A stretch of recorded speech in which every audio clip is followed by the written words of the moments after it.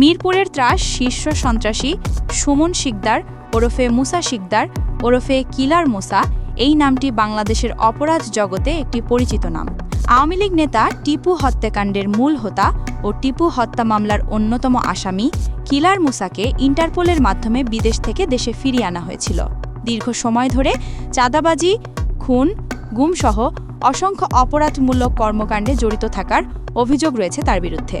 কিন্তু সম্প্রতি এই কিলার মুসাকে দেখা যাচ্ছে বিএনপির শীর্ষ নেতাদের পাশে দাঁড়িয়ে ছবি তুলে নিজেকে বড় মাপের স্বঘোষিত নেতা পরিচয় দেওয়ার মধ্য দিয়ে রাজনৈতিক এর মাঠে ফায়দা হাসিল করার জন্য উঠে পড়ে লেগেছে রাজনৈতিক মহলে ব্যাপক আলোচনার জন্ম দিয়েছে।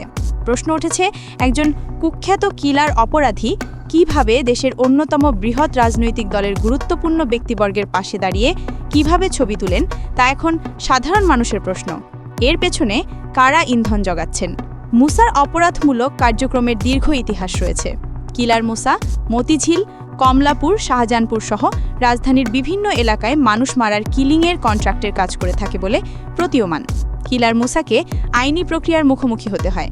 জামিনে মুক্তি পাওয়ার পর অনেকেই ধারণা করেছিলেন মুসা হয়তো গা ঢাকা দেবেন, কিন্তু বাস্তবে ঘটে তার উল্টো।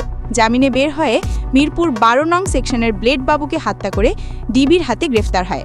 গত কয়েক মাস ধরে বিভিন্ন রাজনৈতিক কর্মসূচি এবং সামাজিক অনুষ্ঠানে মুসাকে বিএনপির শীর্ষ পর্যায়ের নেতাদের সঙ্গে দেখা যাচ্ছে। সামাজিক যোগাযোগ মাধ্যমে ছড়িয়ে পড়া ছবিগুলোতে দেখা যায়, এমনকি দলীয় আলোচনা সভা এবং প্রেস ব্রিফিংয়েও তার উপস্থিতি লক্ষ্য করা গেছে।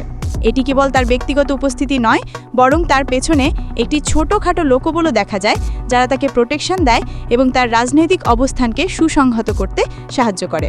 কিলার মুসার বিএনপির রাজনীতিতে সম্পৃক্ততা নিয়ে রাজনৈতিক মহলের তীব্র প্রতিক্রিয়া সৃষ্টি হয়েছে।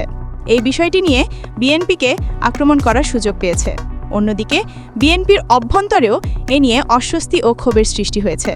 দলের অনেক সিনিয়র নেতা ও কর্মী প্রকাশ্য অথবা অপ্রকাশ্য কিলার মুসার মতো একজন বিতর্কিত ব্যক্তিকে দলে স্থান দেওয়ার বিরোধিতা করছেন। তাদের প্রশ্ন, একটি গণতান্ত্রিক দল কিভাবে একজন দাগী আসামিকে নিজেদের দলের ঠাঁই দিতে পারে? এতে দলের ভাবমূর্তি মারাত্মকভাবে ক্ষুণ্ণ হচ্ছে। কিলার মুসার রাজনৈতিক সম্পৃক্ততা নিয়ে বিএনপির শীর্ষ নেতৃত্ব এখন পর্যন্ত সুনির্দিষ্ট কোনো ব্যাখ্যা দেয়নি। কিছু নেতা ব্যক্তিগতভাবে এ বিষয়ে মন্তব্য করতে রাজি হলেও দলীয়ভাবে কোনো আনুষ্ঠানিক বক্তব্য আসেনি।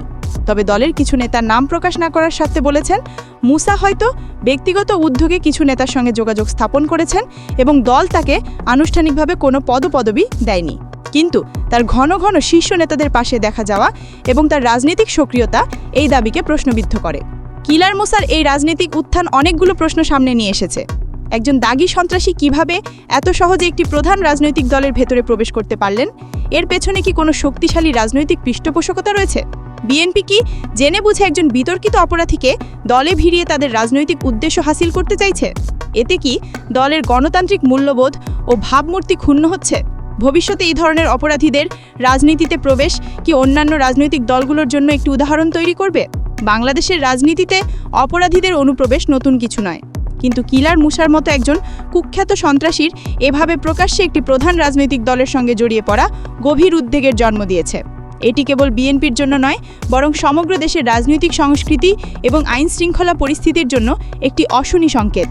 এই বিষয়টি নিয়ে আরও গভীর তদন্ত এবং রাজনৈতিক দলগুলোর আত্মবিশ্লেষণ জরুরি।